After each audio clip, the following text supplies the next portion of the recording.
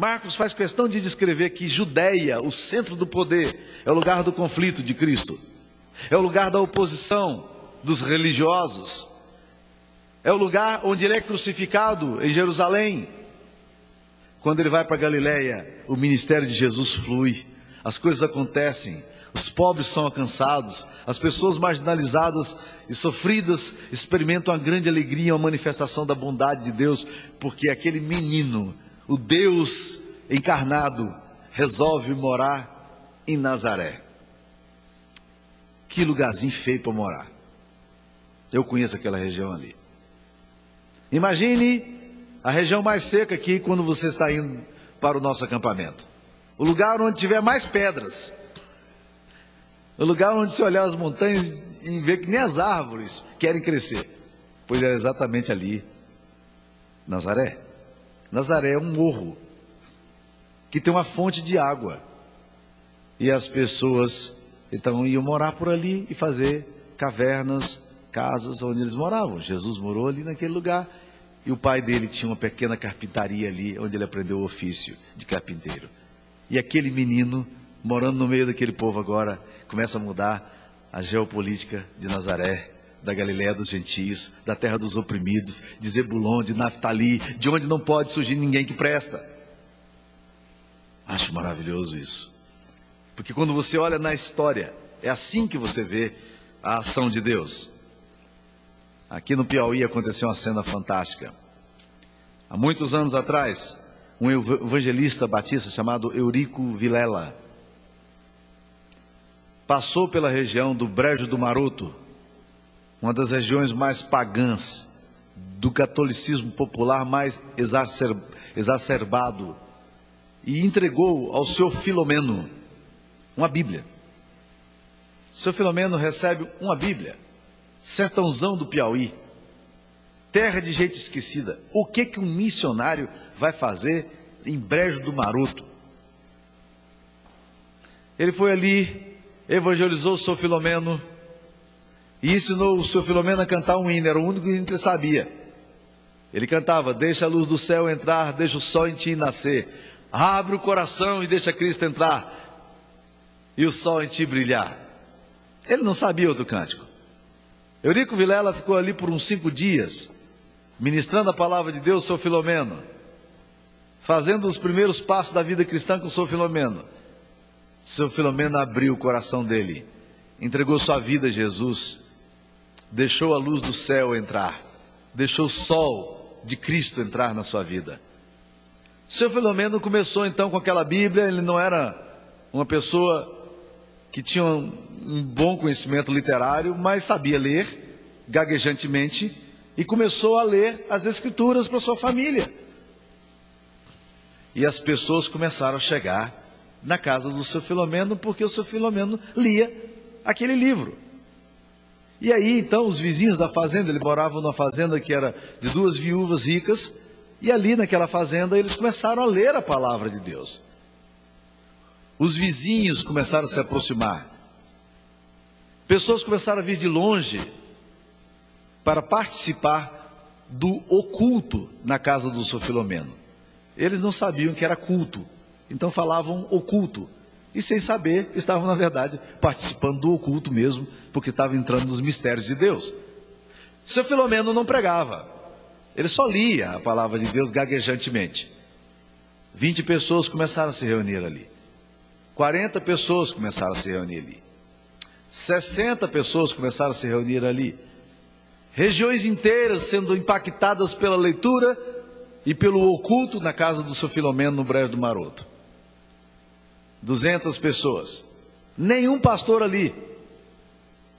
Não tinha ministro ordenado do Evangelho. Ele lia a Bíblia.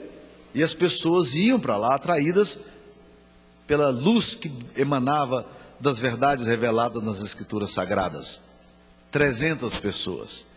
Um dia a Missão Batista descobre que alguma coisa está acontecendo no Brejo do Maroto. Manda um pastor para lá.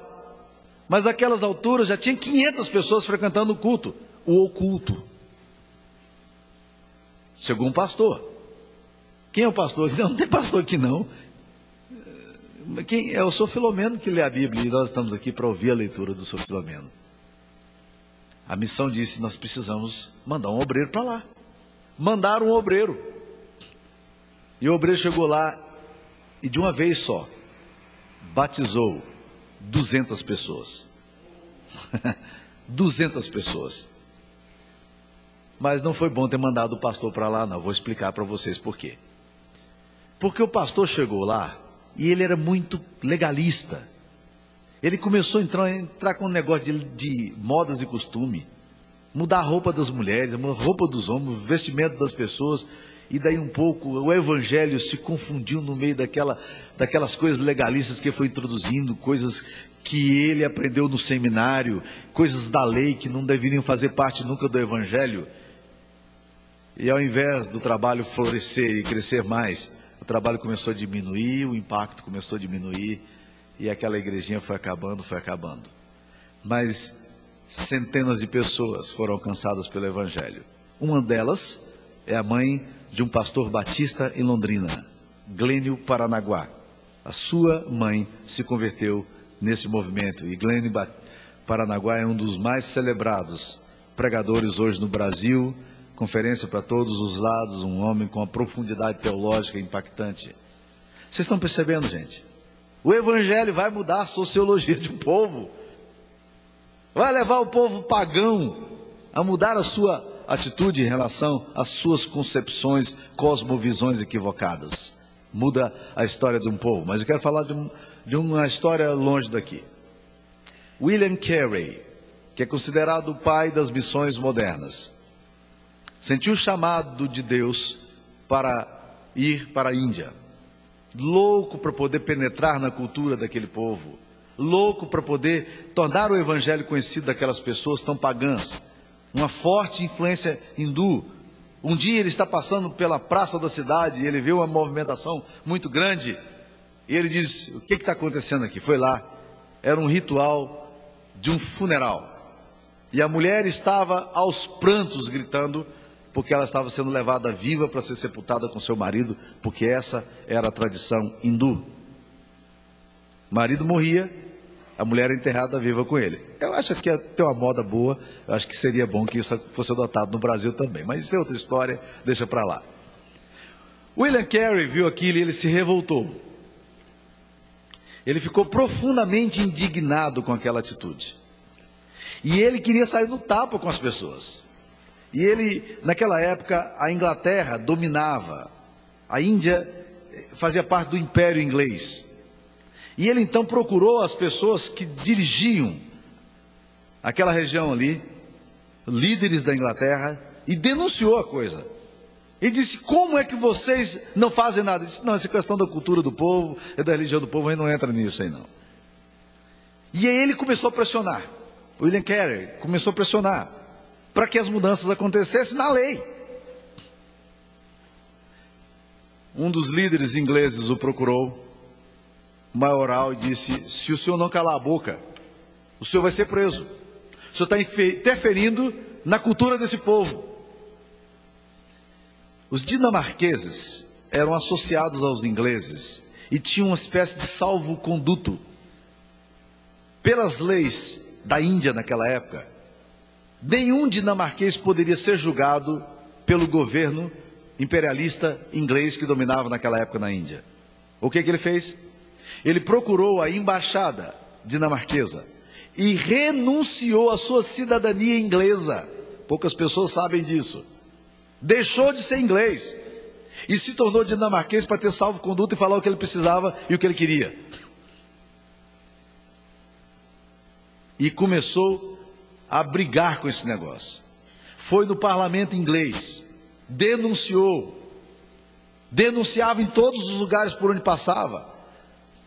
E os ingleses loucos para aprender aquele inglês maluco, mas não podiam fazer nada com ele. E as pressões começaram a surtir efeito. E dentro de pouco tempo, aquela prática abominável da religiosidade hindu, que até hoje eles querem retomar, foi abolida, foi considerada crime. É isso que eu estou falando quando eu digo que o Evangelho faz uma diferença na geopolítica de uma sociedade.